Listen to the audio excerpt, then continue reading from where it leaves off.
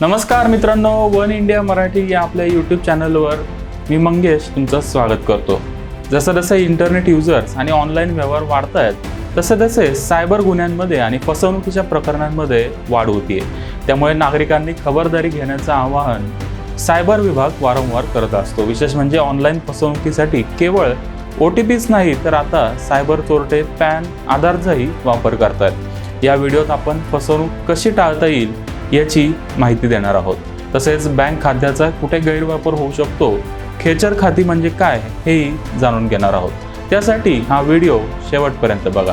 कदाचित तुम्हाला माहिती नसेल पण एकट्या पिंपरी चिंचवड पोलीस आयुक्तालयाच्या हद्दीतून सायबर चोरट्यांनी मागच्या 8 महिन्यात सुमारे 125 कोटींच्या रकमेवर डल्ला मारल्याचं समोर आलंय। हेही बँक खात्याच्या माध्यमातून फसवणूक झाल्याचं पुढे आलंय।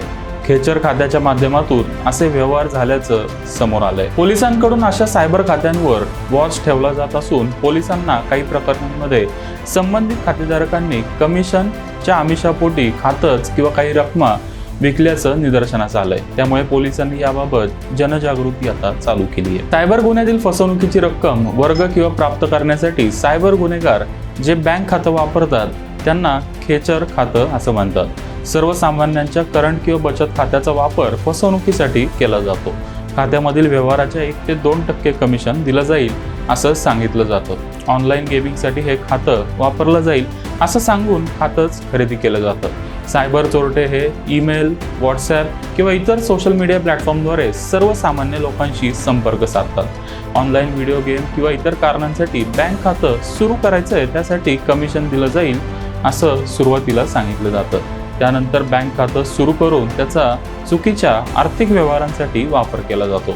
या व्यतिरिक्त शासनाच्या विविध योजना आहेत, त्या योजनांच्या आर्थिक लाभासाठी तुमच्या नावाने नवीन बँक खातं उघडावं लागेल असं सांगून सर्वसामान्य लोकांना बँक खातं उघडण्यास सांगितलं जातं। अशा वेगवेगळ्या प्रकारे गुन्हेगार बँक खाती मिळवत आहेत। सर्वात खबरदारीची गोष्ट म्हणजे आपल्या वैयक्तिक बँक खात्याची माहिती अनोळखी व्यक्तींना कधीही देऊ नका। अनोळखी व्यक्तींच्या सांगण्यावरून किंवा त्यांच्यासाठी आर्थिक देवाणघेवाण करण्यासाठी बँक खातं उघडू नका। अनोळखी व्यक्ती किंवा फसवणूक करणाऱ्या व्यक्तींच्या संशयास्पद आर्थिक व्यवहारासाठी किंवा कमिशनसाठी आपल्या बँक खात्याचा वापर होऊ देऊ नका।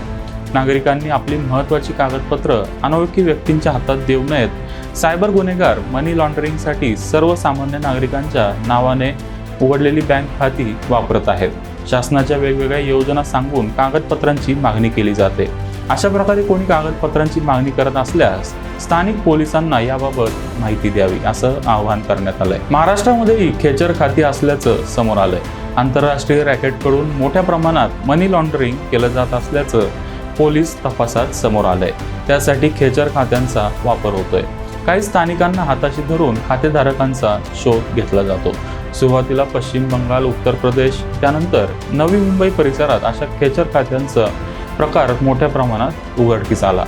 मागील काही महिन्यांपासून पुणे आणि अहमदनगर तसेच महाराष्ट्रातील इतर जिल्ह्यांमध्येही खेचर खाती वाढल्याने चिंता व्यक्त केली जाते। मित्रांनो, कसा वाटला हा आमचा व्हिडिओ हे कमेंट करून नक्की कळवा आणि आमच्या यूट्यूब चॅनलला सबस्क्राईब करा, व्हिडिओ शेअर करा। धन्यवाद।